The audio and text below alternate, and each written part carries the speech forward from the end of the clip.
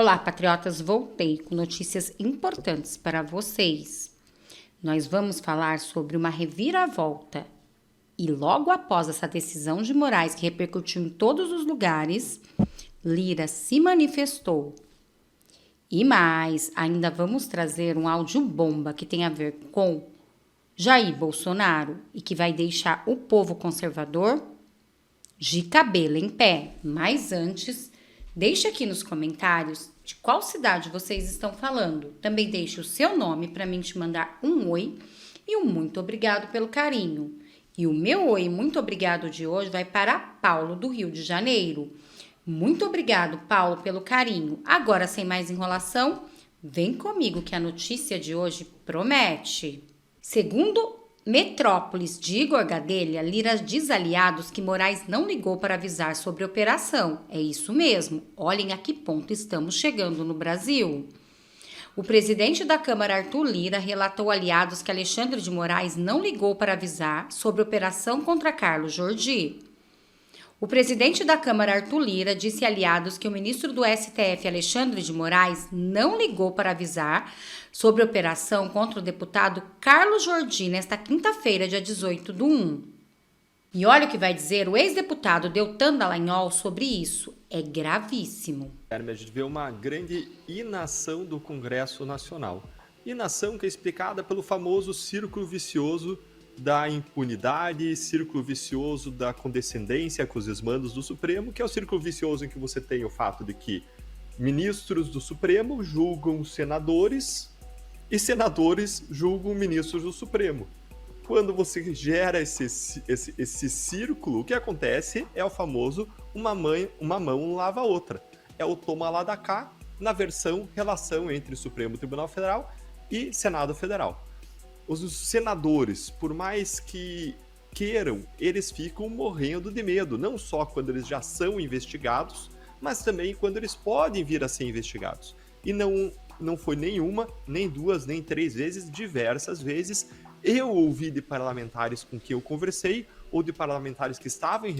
Prestem atenção que aqui ele vai revelar uma bomba que acontece nos bastidores do Congresso. Lembrando que Deltan Dallagnol foi ex-deputado e participou de várias reuniões. E olha o que ele vai falar sobre o que acontece por trás dos bastidores do Congresso em relação a essas decisões do STF. E por que nunca se avança nessa CPI do abuso, em toda essa CPI que querem parar com o STF, com esses ministros que estão passando de todos os limites. Deltan vai revelar tudo. Reuniões em que eu estava presente, que eles não criticariam decisões do Supremo ou que eles não apoiariam manifestações com receio deles se tornarem alvos do Supremo Tribunal Federal. Então, a gente tem uma relação aí mais do que espúria em que acaba existindo uma blindagem recíproca entre poderes. Como você rompe isso? Acabando com o foro privilegiado. Sem acabar com o foro privilegiado, a gente vai continuar tendo esse círculo vicioso em que Supremo julga senadores e senadores julga Supremos. Se a gente conseguir levar os casos de senadores, deputados para a primeira instância, não só a gente vai ficar mais próximo do que acontece em todo o mundo, nós somos o único país que tem um número de autoridades com foro privilegiado absurdo, temos mais de 57 mil autoridades com foro privilegiado, quando vários países não têm nenhuma sequer com foro privilegiado, ou tem autoridades que se contam numa mão. A gente não só vai ficar, então, um país mais parecido com o sistema mundial, a gente vai ficar ainda um país mais republicano, em que existe uma igualdade maior entre os cidadãos, mas a gente vai ficar mais funcional sob o ponto de vista de freios e contrapesos, especialmente quando é necessário que o Senado e o Congresso freiem o Supremo Tribunal Federal. Nós vimos agora amostras, nesse final do ano, de uma primeira reação do Congresso Nacional. Lembrem, quando a gente teve a aprovação do marco temporal, teve a discussão do marco temporal, me desculpem, pelo Supremo Tribunal Federal, e o Supremo Tribunal Federal derrubou a tese do marco temporal, prejudicando o agronegócio. Além disso, o Supremo Tribunal Federal entrou em temas muito sensíveis para todo o público conservador, mas especialmente para a bancada evangélica, ao decidir querer regular descriminalização do aborto e descriminalização do uso de drogas. Então o Supremo mexeu aí com interesses, visões, paixões princípios, valores caros para uma grande parcela do Congresso, e aí, pela primeira vez no ano, o Senado Federal reagiu e aprovou uma limitação das liminares por parte do Supremo Tribunal Federal. Foi muito pouco, mas lembrem que mesmo sendo muito pouco, e ainda dependendo esse projeto de aprovação na Câmara dos Deputados, o Supremo deu uma reação acima do tom. Uma reação sendo agredido pelo Congresso, dizendo que o Congresso não poderia ultrapassar a linha. Ministros mandaram recados dizendo que julgariam isso inconstitucional, quando o Congresso Nacional simplesmente estava exercendo o seu poder legítimo de regular a atuação do país, e inclusive do Supremo Tribunal Federal. Mas o Supremo reagiu acima do tom e esse projeto foi para a Câmara dos Deputados, isso inconstitucional, quando o Congresso Nacional simplesmente estava exercendo o seu poder legítimo de regular a atuação do país, e inclusive do Supremo Tribunal Federal.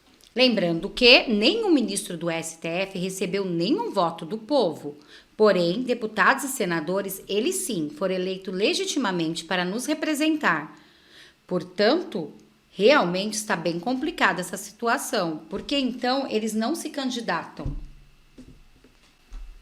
Federal. Mas o Supremo reagiu acima do tom e esse projeto foi para a Câmara dos Deputados e depende para o seu andamento agora do Arthur Lira, que lembrem, Arthur Lira que teve o seu caso de corrupção recente, em que ele era investigado, suspenso pelo ministro Gilmar Mendes, numa decisão sigilosa. Ele colocou sigilo sobre isso. Nunca vi colocar sigilo sobre investigação de desvios de verbas públicas, num caso que era investigado lá do estado do Arthur Lira, referente a desvios de dinheiro da educação, conhecido como Operação Hefesto.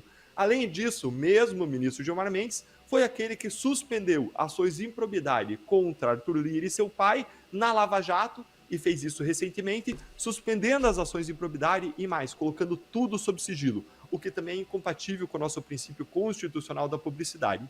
E a gente então não consegue nem ter acesso à decisão, e mais, o ministro Gilmar Mendes precisaria levar essa decisão para a turma do Supremo Tribunal Federal, mas ele matou no peito e disse, não, isso aqui diz respeito a decisões que são reiteradamente pacíficas aqui do Supremo, matou no peito e arquivou de modo absurdo. Então ele arquivou uma investigação sobre um chefe quase de poder, não é chefe de poder, mas é o presidente da Câmara dos Deputados, porque o Congresso Nacional é um poder só e o chefe de poder é o presidente do Senado, mas ele segurou investigações contra alguém muito influente nas decisões da Câmara dos Deputados, por onde precisam passar todos os projetos, e ele simplesmente colocou um pano cobrindo e não nos permitindo nem ver a decisão dele. Gente, isso é absurdo. Eu nunca vi isso acontecer. Isso nunca aconteceu na Lava Jato. Antes, isso nunca aconteceu em outros casos, porque a regra é a publicidade. E o que explica essa ação anormal, atípica do ministro Gilmar Mendes? Bom, ela não é explicada pela experiência, ela não é explicada pelo modo como o Supremo agiu em outros casos, ela não é explicada pela Constituição e pelas leis, na minha perspectiva, e aí a gente poderia levantar hipóteses, como hipóteses de toma lá da cá entre os poderes. Você viu o que ele falou?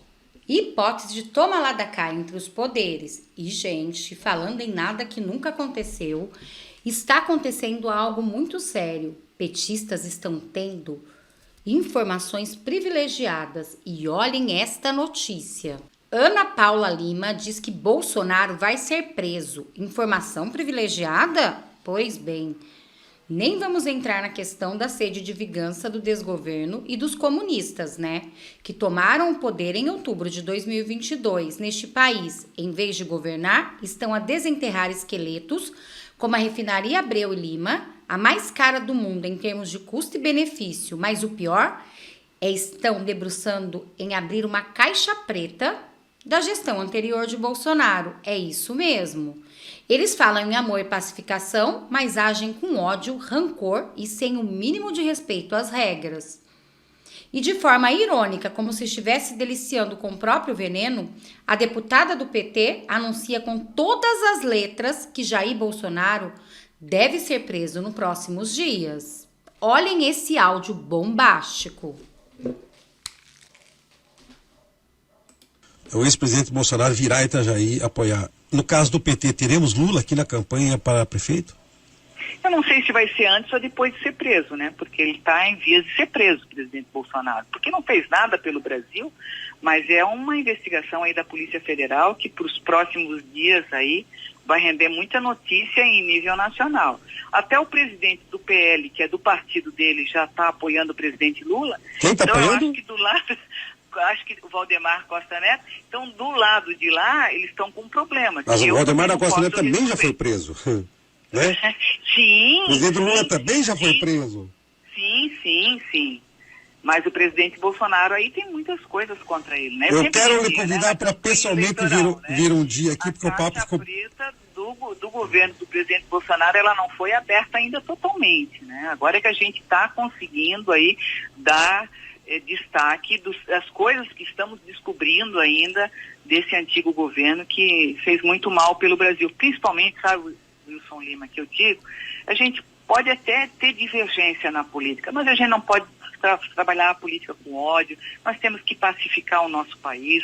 As eleições passam, a gente discute a política, projetos para a cidade, para o Estado ou para o Brasil. Mas a gente tem que ter bem tranquilo e respeitar as pessoas, né? Ninguém quer fazer política com ódio. A política, gente, é uma construção permanente. Quem pode ser nosso adversário no passado pode compor com a gente no futuro, né? Isso aí o João Paulo Tavares...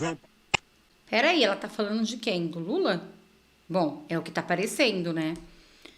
Realmente, eu quero saber, o povo quer saber aonde ela conseguiu esta informação tão privilegiada. O que essa deputada do PT está sabendo que ninguém está sabendo? Olhem que gravíssimo esse áudio.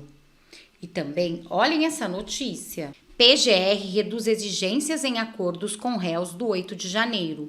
O novo Procurador-Geral da República, Paulo Gonet, quer acelerar número de adesões e aliviar sobrecarga no STF. O novo Procurador-Geral da República, Paulo Gonet, está tentando tornar mais atrativo aos denunciados pelo 8 de janeiro o Acordo de Não Percussão Penal, ANPP, segundo a coluna de Malu Gaspar de O Globo. O PGR, que substitui Augusto Aras e Eliseta Ramos, não exige mais uma confissão minuciosa do crime e reduziu o valor da multa. Porém, advogados criticam acordos oferecidos pela PGR para os réus do 8 de janeiro. Os advogados Silveira Ezequiel, da Associação dos Familiares e Vítimas do 8 de janeiro, criticou o oferecimento dos acordos, aspas, esses acordos atendem mais aos interesses da PGR e do STF do que os de nossos clientes. A PGR quer se livrar desses processos e celebrar o maior número de acordos possível, mas para os nossos clientes não é tão interessante assim, porque as cláusulas mais delicadas continuam as mesmas, fecham aspas. É lógico que eles não vão favorecer eles, né? Bom, este foi o vídeo de agora, espero que vocês tenham gostado, peço para vocês se inscreverem no canal, compartilharem muito esse vídeo, porque as pessoas precisam saber de fato o que está acontecendo no Brasil. Vamos ajudar a fortalecer a política de direita no Brasil.